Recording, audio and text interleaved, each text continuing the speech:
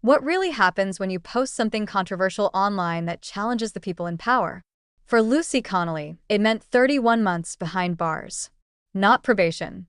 Not a fine. Actual prison time. Handcuffs digging into her skin, barely edible meals, and treatment so harsh it's made international headlines. And this wasn't just some faceless troll. Lucy was a grieving mother, a former care worker, someone with no criminal history. Her crime? A post she made, deleted, and apologized for. Within 24 hours of the sentencing, over 100,000 people in the UK signed a petition supporting her. But the establishment wasn't budging. Keir Starmer stood firm behind the courts, insisting it wasn't his business to interfere. Yet while Starmer repeated his boilerplate statements about law and order, the backlash wasn't going away. In fact, it was getting louder, spilling across borders and straight into the corridors of power in Washington. Let's rewind. On the same day, 3 young girls were tragically attacked in Southport. Lucy, like many in the country, was in shock and furious. In a moment of rage, she posted on X, "Mass deportation.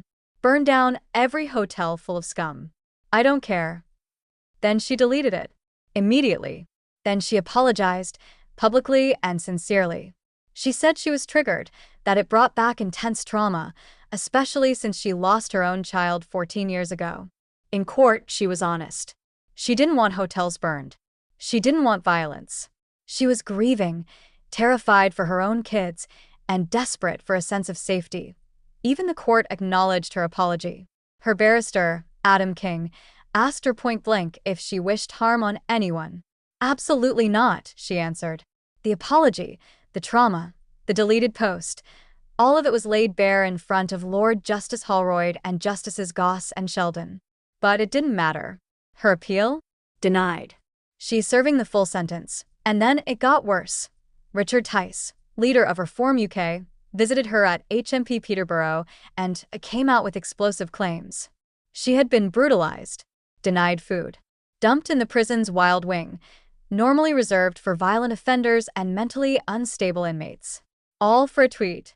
A deleted one, with a public apology.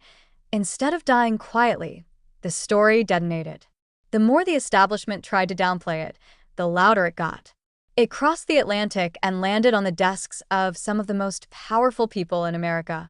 The U.S. State Department, under the Trump administration, issued a statement. They were watching closely. "We support freedom of speech both domestically and abroad," the spokesperson said, "and remain concerned about violations of those rights." Reports say the case is now in front of Secretary of State Marco Rubio and Vice President J.D. Vance. Yes, Lucy Connolly's sentencing is now considered a diplomatic issue. The timing couldn't be worse for Britain, especially with U.S. UK trade negotiations already under pressure. Earlier this year, U.S. officials had warned Britain about its growing censorship laws, specifically the Online Safety Act. Washington didn't like what they were seeing then. Lucy's case is making it worse. At the Munich Security Conference, Vice President Vance didn't mince words. He said freedom of speech in Europe is in retreat, and named the UK as a prime example. Meanwhile, back in London, Parliament is heating up. Former Reform MP Bert Lowe stood up and threw the question right at the Prime Minister. Is this really how we're spending taxpayer money? Locking up mothers for emotional, deleted tweets. Starmer gave his usual flat response. Sentencing is a matter for the courts. I support the judiciary. To critics, it sounded like cowardice. To supporters, like cold political theater. Either way, it satisfied no one. Outside the Royal Courts of Justice, Lucy's husband faced the cameras. "I'm disappointed," he said quietly. "For 279 days now, my daughter's been without her mother. I just want a good outcome. That's all I can say." Lucy Connolly has now become more than just a name. She's a symbol, not of hatred, but of how fear, trauma, and expression can be criminalized. She had no prior record. She worked in care. She lost a child. And now she's behind bars, for words she already regretted. Human rights groups are ringing the alarm bells. Amnesty International, Reporters Without Borders. All of them pointing to Connolly's case as evidence that Britain is abandoning its commitment to free speech. Headlines around the world paint a picture of a nation drifting toward authoritarianism. And the anger at home isn't going anywhere.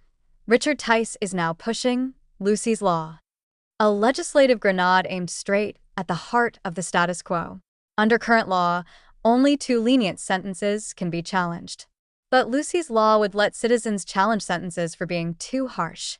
If 500 people sign a petition, a commission must review the sentence and potentially take it to the Court of Appeal. Fairness, says Tice, should go both ways. Ministers are staying silent, but public fury isn't. Lucy's name is now everywhere. Her case is on talk shows, in op-eds, across social media, and in the minds of voters who see their own anxieties reflected back at them. A woman punished not just for a post, but for breaking the unwritten rule. Never question the narrative. As Parliament debates, the divide is growing. Starmer sticks to his script. Tice speaks off the cuff. One man sounds like a polished spokesperson. The other sounds like he actually cares. For many, it's the first time politics has felt personal. Because they see it now, this isn't just about Lucy. It's about what could happen to any of U.S. Oh, where does this leave Britain? A nation once known for its robust debates, now jailing people for bad tweets?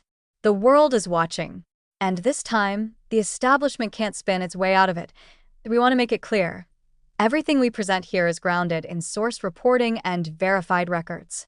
If you found this story important, drop a comment, let us know your thoughts, and don't forget to hit that like and subscribe.